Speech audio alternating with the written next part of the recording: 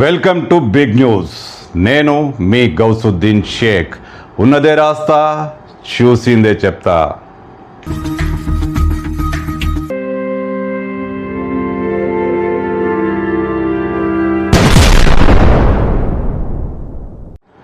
America చేతిలో ghost murmur ఉందా?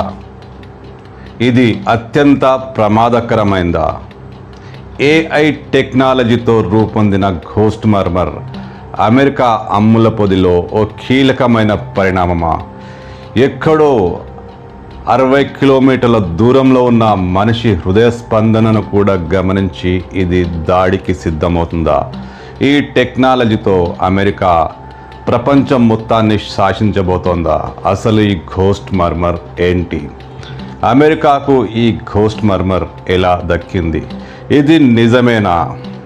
అత్యంత ఆధునిక సాంకేతిక పరిజ్ఞానంతో తయారైన ఒక లోహపు దయ్యం అమెరికా చేతిలో ఉందా? ఇరాన్ యుద్ధంలో ఇది కీలకమైన పాత్ర పోషించిందా? అసలు ఘోస్ట్ మర్మర్ అంటే ఏంటి? ఇది నిజంగా ఉందా? అమెరికా ఒక అభూత కల్పన చెబుతోందా? చందమామ కథలు చెబుతోందా? ఏమైతేనేం ఘోస్ట్ మర్మర్ ఇప్పుడు ప్రపంచవ్యాప్తంగా చర్చనీయాంశంగా మారింది. అసలు విషయం ఏమిటంటే, ఇరాన్, ఇజ్రాయెల్, అమెరికా మధ్య కొనసాగుతున్న భీకర యుద్ధం. ఈ యుద్ధంలో వారం రోజుల కింద 2 అమెరికా విమానాలను ఇరాన్ టార్గెట్ చేసింది. దాంట్లో ఒక ఇరాన్ అమెరికా విమానాన్ని కూల్చేసింది. దాంట్లో పారాచూట్ ద్వారా పైలట్లు కిందికి దిగారు, అంటే ఇరాన్ భూభాగంలోకి దిగారు. ఒకరిని అమెరికా సురక్షితంగా కాపాడింది. ఇంకొకరు మాత్రం ఇరాన్ పర్వతాల్లో చిక్కుకుపోయాడు. అతను అమెరికా పైలట్.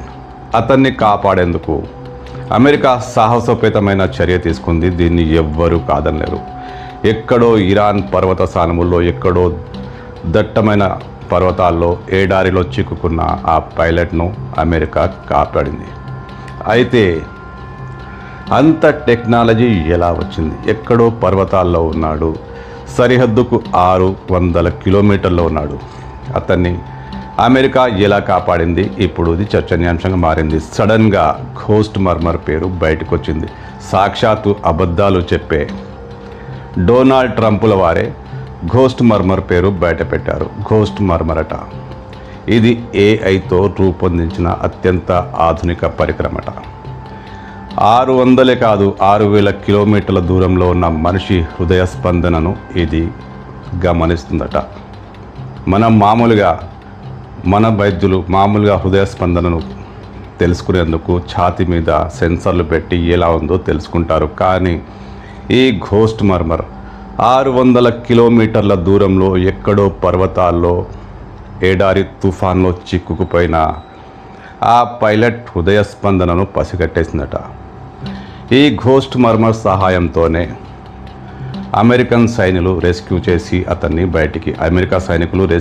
అతన్ని బయటికి తీసుకొచ్చారట. సాక్షాత్తు డొనాల్డ్ ట్రంప్ ఈ ప్రకటన చేశారు. ఇది ఏఐతో రూపొందిన అత్యంత ఆధునిక టెక్నాలజీ. ఒక రకంగా ఎలక్ట్రానిక్ దయ్యం. ఇలాంటివి మా దగ్గర చాలా ఉన్నాయి. ఎవరికి తెలియని టెక్నాలజీని మేము వాడుతున్నామంటూ డొనాల్డ్ ట్రంప్ ప్రకటించాడు. నిజమేనా? ఇది సాధ్యమేనా? ఏఐ ఇంత దూరం వెళ్ళిందా అని ఇప్పుడు ప్రపంచ శాస్త్రవేత్తలు నివ్వెరపోతున్నారు. శాస్త్రవేత్తలకే మింగుడు పడని విషయం ఇది.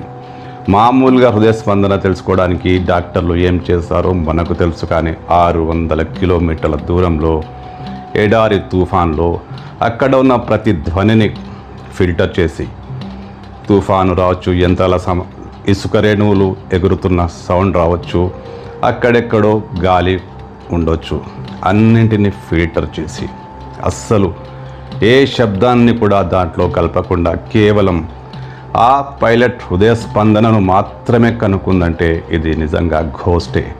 అయితే ఇది నిజంగా ఉందా? టెక్నాలజీలో అమెరికాను తప్పుపట్టలేం, తక్కువ అంచనా వేయలేం.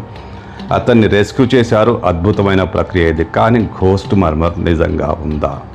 ఇప్పుడు ఇది అందరికీ డౌట్.